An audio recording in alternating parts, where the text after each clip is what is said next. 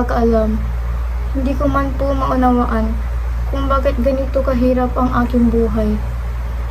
Ipagpapasa Diyos ko na lamang ang ganitong hirap at sakit na aking pinagdadaanan.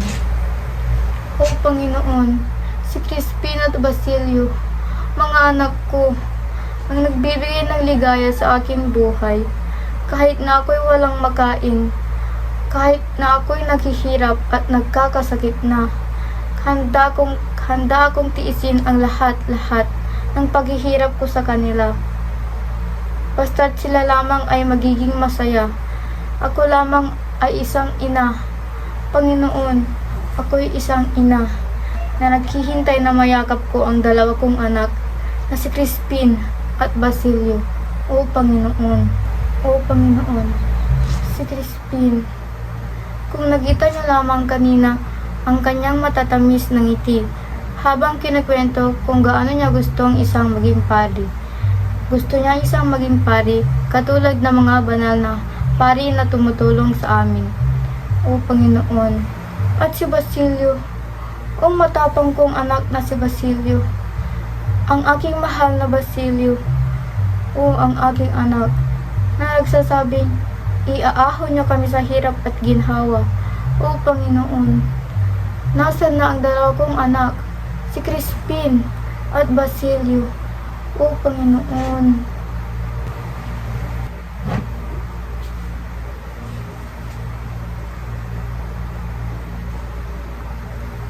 Ngunit anong laban ko dun? Isang babaeng api. Isang asawang inalipin ng kanyang asawa. Anong laban ko dun?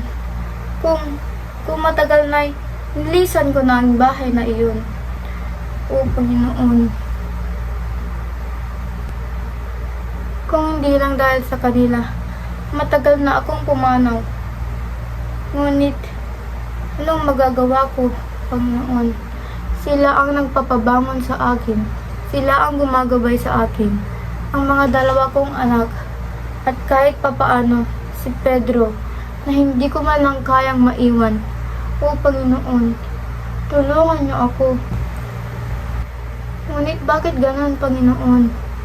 Tila ba'y may bumabagabag sa aking dibdib. Hindi pa sila umuwi. Dapat nandito na sila.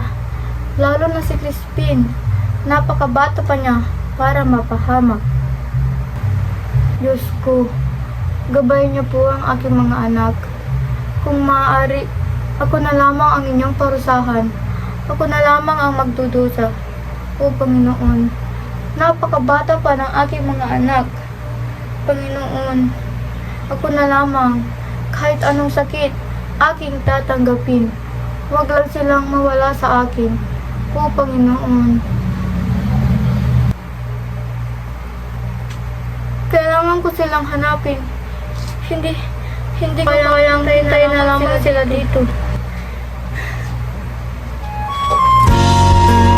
At sa kadahilangang paghahanap ni Sisa sa dalawa niyang anak dahil sa pagod at hirap, ay tuluyan nang nabaliw si Sisa.